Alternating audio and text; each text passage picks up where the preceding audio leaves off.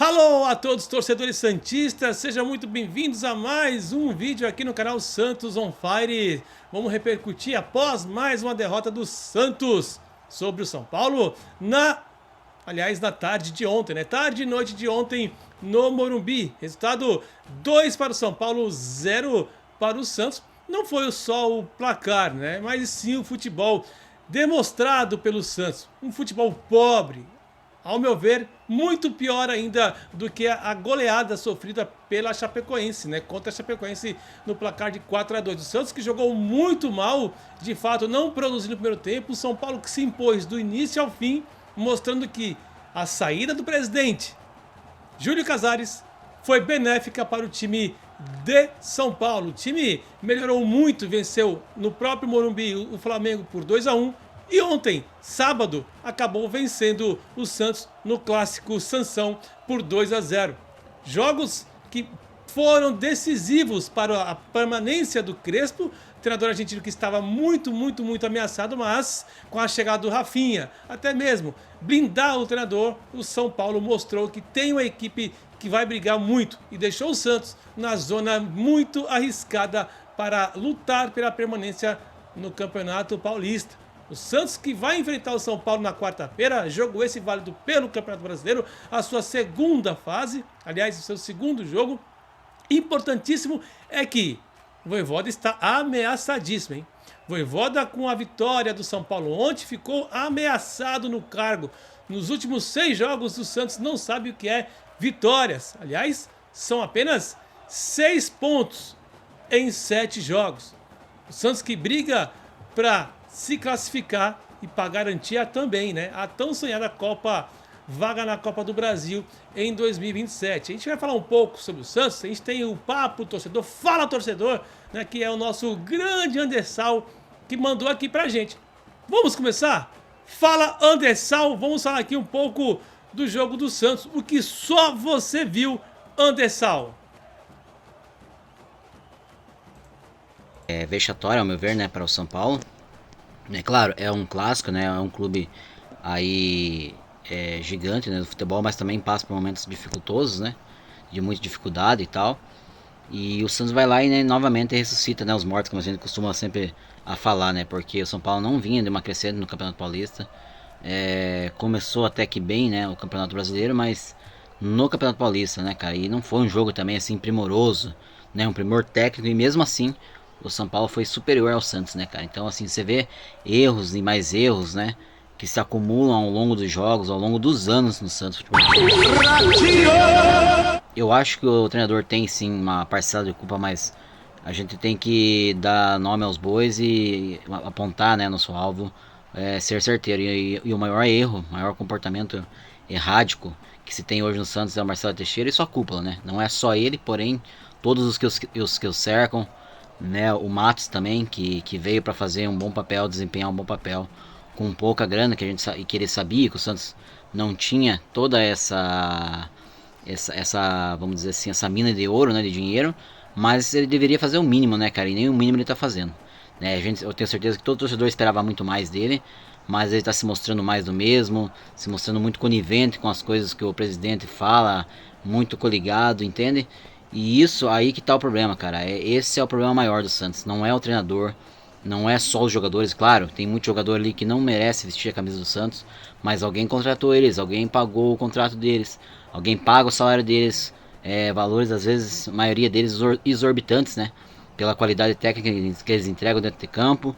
Então, assim, tem mais 2 jogos aí no Paulista. Eu, sinceramente, eu tentaria ganhar mais o próximo jogo aí, né? Para não ser rebaixado no Campeonato Paulista, porque isso seria vexatório, dado ao elenco que a gente tem hoje, também a folha salarial do Santos. Mas assim, sinceramente, eu largaria de mão, cara. O Campeonato Paulista focaria mais no Brasileiro, que é um campeonato importante, que isso sim rebaixaria e sim minaria todo e qualquer moral do torcedor santista, né, que já tá mais do que abalada. Então eu acho que assim, cara, ganhar o jogo só pra não ser rebaixado no Paulista, na minha visão é essa. É o que a gente tem hoje, torcedor do Santos, infelizmente acaba tendo que se envolver, né, cara? É um clube tão grande, tão gigante na sua história, né? Que ganhou tantos títulos, né? Tem 2 estrelas mundiais, aí teve craques e mais craques do futebol brasileiro e mundial também. né? Teve o rei do futebol e hoje está aí gerido, talvez até pior do que um clube de várzea, né? Talvez até pior que um clube de várzea, porque é um amigo do meu amigo, é o fulano do fulano, o pai do que é meu pai, que é meu filho, que é o neto, enfim. Então o Santos a gente diz que não tem dono, mas praticamente como se tivesse, porque se sentem dono do Santos, né? Mas não é a verdade, não é a realidade, porque realmente quem é dono do Santos é a torcida, quem realmente apoia esse time em todas as situações, em todas as fases, é o torcedor, né, cara, que aguentou esses anos aí, né, de incapacidade, né, de amadorismo, enfim, de tantas outras situações aí que o torcedor do Santos tem que aguentar, goleadas, rebaixamento, cara, é muita coisa ruim, negativa, em cima de um clube tão histórico, tão pesado, uma camisa tão pesada, mas que hoje, infelizmente, está se tornando um clube entrando na linha do ostracismo, um clube, infelizmente, que está se apequenando. Não estou dizendo que o Santos é pequeno, mas está se apequenando com suas atitudes, com seu comportamento, com comportamentos daqueles que lá estão, que detêm o poder na mão e nada fazem. Então, sinceramente, para mim, eu abriria, se fosse possível, um inquérito, como foi feito contra o São Paulo, o presidente de São Paulo, como foi feito com o presidente do Corinthians, sem problema nenhum. Porque é aquele negócio, cara. Tem um ditado que a gente fala, né? Quem não deve, não teme. Então, eu não teria medo nenhum se fosse o Marcelo Teixeira em se deixar ser investigado, claro, com autoridades competentes, fora da cúpula santista ali, né? Para realmente a investigação andar, fluir e descobrir se realmente há ou não alguma interferência política, partidária. De repente, eu não estou afirmando aqui, né? É bom deixar bem claro isso. Estou apenas conjecturando, imaginando, pensando pela situação que vem se encontrando o Santos hoje. É uma situação deplorável, uma situação vergonhosa, diante de um clube, como eu disse, de muita história, de uma grandeza enorme no seu nome, porém está sendo gerido de uma forma totalmente escrota, grotesca, amadora, e vem aí fazendo o seu torcedor passar raiva, né? Tem muito torcedor passando raiva, tendo até problemas de doença, cara. Tem tanta merda que vem acontecendo, porque chega a ser difícil de você assistir jogos do Santos, infelizmente, cara. Ontem foi deplorável a derrota pro São Paulo, né? Erros dentro de campo, fora de campo também. O treinador também tem a sua parcela de culpa.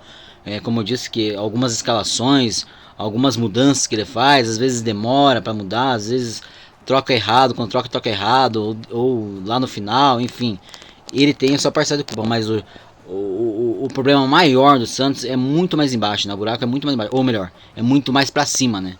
E a gente sabe para onde que isso vai levar. Então é isso, Julião, vou deixar com você, segue o programa aí e vamos discutindo mais aí, né? Ouvindo o que você tem a falar também, a sua opinião e a opinião de outros aí, tá bom? Tamo junto. Vamos lutar para esse clube, não vamos abandonar, cara. Vamos tentar fazer mudar essa situação, essa fase. Se eu sou super favorável a uma SAF, é bom deixar claro que assim, uma SAF com responsabilidade, com entendimento do mundo do futebol ou do mundo esportivo, que tem um nome relevante e que não queira ser aquela SAF que tenha Marcelo Teixeira e Companhia Limitada no meio, cara. Que se tiver eles, então deixa quieto. É uma SAF com responsabilidade, com gente que entende de futebol, que entende de gerência de futebol ou de esporte e que venha investir, construir uma arena, um CT, que o Santos precisa também disso, que até isso está atrasado, e fazer as contratações corretas e certas, né, cara? Se for pagar milhões num jogador, que pague por jogadores que realmente resolvam, né, que sejam o diferencial do mercado, e não em jogadores bagra aí que nada agregam ao Santos. Beleza? Então é com você, Julião. Continuamos aí nessa pegada. Vamos junto. Grande Anderson, um abraço aí pra você. Boa, né? Julião. Obrigado Vamos falar de fato por ter mandado aqui a tua sugestão, a tua opinião, é muito importante. A gente falar do nosso peixe, né? O Santos com a derrota se complicou. Vou trazer aqui nesse exato momento um pouco da tabela do Campeonato Paulista. Olha aí, rapaziada, depois dos jogos de ontem, ainda com jogos em haver, hoje, né? Aliás, vamos começar com o giro da rodada, né? Ontem, no Clássico Campineiro, Guarani 1-0 na Ponte Preta. Aliás, os dois estão desesperados. São Paulo 2, Santos 0. Primavera 1, Portuguesa 2. Hoje jogam Rede Bragantino e São Bernardo, e aí que tá a sorte do Santos.